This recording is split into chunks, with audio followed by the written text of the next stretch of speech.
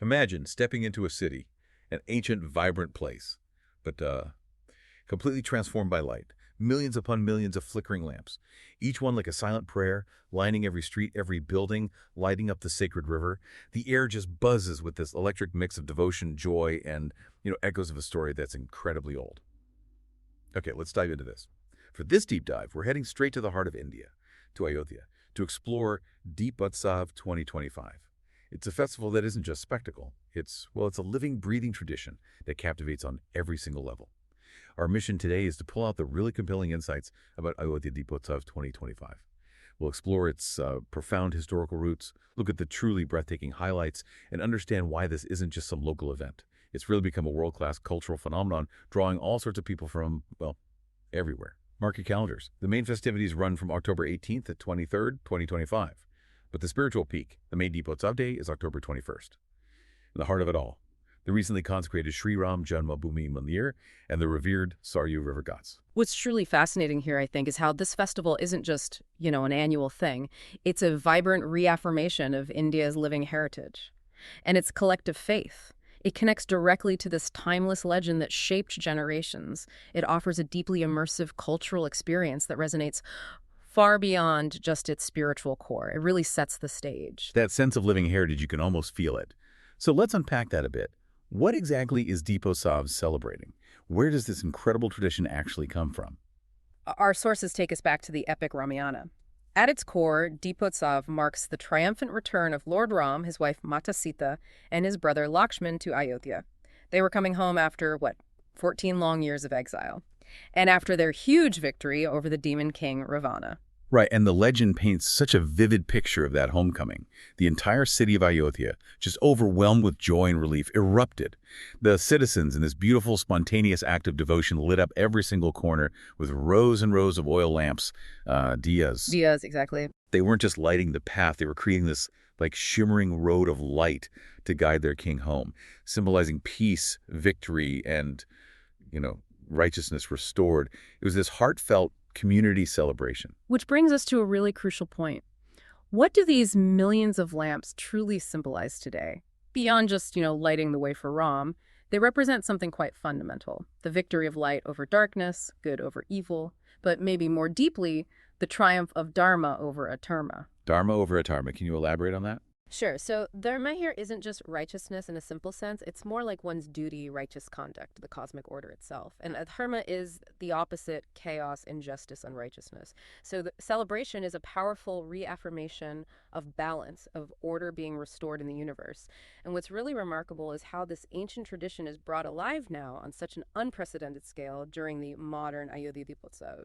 Millions of these diyas illuminate the sacred ghats, the river steps of the Saryu River. It literally transforms the city into this breathtaking sea of light and devotion. It's almost like you can touch that ancient feeling, letting everyone there connect with the story passed down for generations. It sounds like an incredible bridge between past and present.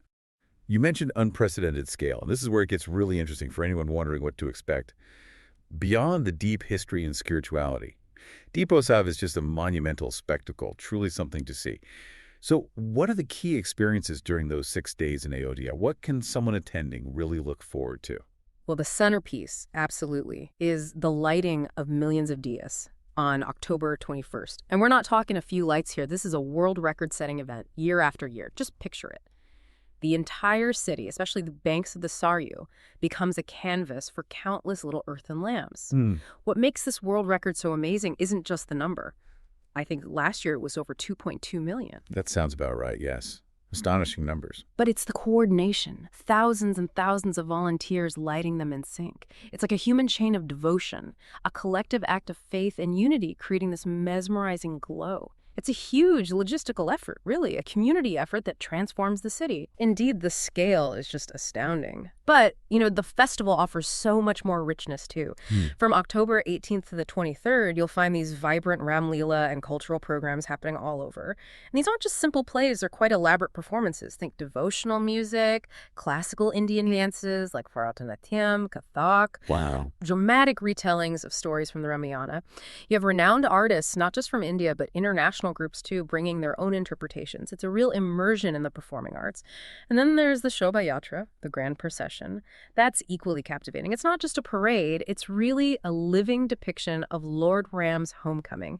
Imagine these ornate chariots, sometimes pulled by elephants. Elephants, go. Carrying artists dressed as Lord Ram, Mata Sita, Lakshman, and they're accompanied by folk dancers, musicians, devotees, all moving to devotional music. It's vibrant, it's colorful, deeply spiritual. It brings the epic story to life right there in front of you. That sounds like a total feast for the senses, really capturing that celebratory spirit. Now, speaking of spiritual moments, Yeah. you mentioned earlier, and our sources highlighted it too, the Maha Arti at Saryu Ghats. Can you paint a picture of what that experience is actually like? Oh, absolutely. A Maha Arti, literally a great ritual of light. It's an offering of devotion using lamps, incense, bells, but done on a grand scale. At the Saryu Ghats, imagine the sun setting, casting this golden light over the river. As twilight deepens, priests start chanting sacred mantras, their voices echoing across the riverbanks. At the same time, countless diyas, tiny beacons of hope and prayer, are lit and gently floated onto the sacred Saryu waters. It creates the shimmering, moving carpet of light. The air fills with incense, the sound of bells, and just this incredible collective energy of thousands of people. Sounds a tap. It's incredibly uplifting. You feel directly connected to the spiritual heart of the festival. It's a moment of collective reverence that's really unforgettable, a physical manifestation of devotion. That sounds incredibly moving.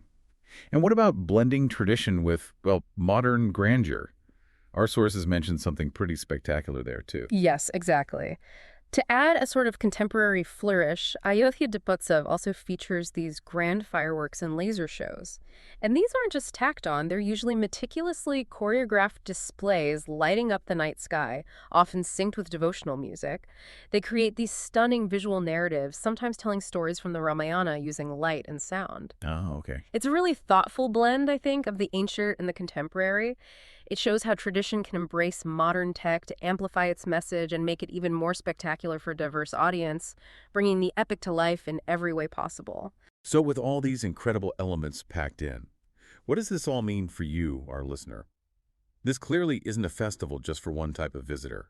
Our sources really emphasize that Deepotsav offers a unique, meaningful experience for a remarkably diverse range of people. For devotees and families, for instance, this is just an unparalleled chance to immerse yourselves deeply in faith, ancient values, and culture. It's more than just attending, isn't it? It's like a spiritual journey that can really strengthen family bonds.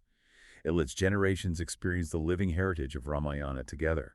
Our sources even mention families, grandparents, grandkids lighting diyas together, finding new meaning in this ancient ritual. It's a beautiful reflection of its multi-generational appeal. Absolutely. Passing down stories and traditions in the most vibrant way, and that appeal stretches globally. For non-resident Indians, NRIs, and other foreign visitors, this is truly a world-class cultural spectacle.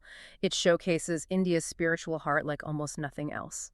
Witnessing millions of diyas, participating in rituals, enjoying the Ram Leela, experiencing the traditional arts, it's a once-in-a-lifetime cultural immersion into India's heritage. It's more than a festival. It's a powerful demonstration of India's message of peace, light, and dharma, that cosmic order we talked about, share with the world in a tangible, moving way, an invitation to understand Indian philosophy through celebration. That's a powerful message. And you touched on accessibility earlier, which feels really important for a festival this huge. Everyone should be able to take part. What about senior citizens? How does Deepotsav cater to them? Yes, that's a crucial point, and the organizers seem quite thoughtful about it. Deepotsav offers a really special opportunity for senior devotees to relive their faith and memories in a safe, well-organized setting. There are specific arrangements like priority seating at key events, designated viewing areas, and dedicated assistance points.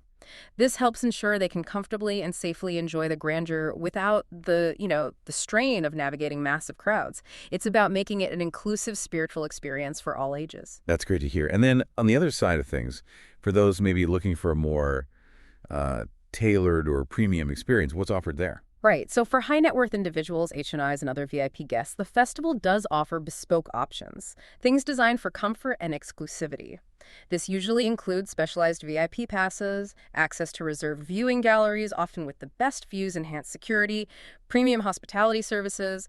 It's basically an opportunity to witness this incredible heritage event at scale, but with personalized comfort, easier access, and a more curated experience overall. So options for different needs. Exactly. It ensures that however you choose to experience it, the festival can meet expectations for both grandeur and spiritual immersion.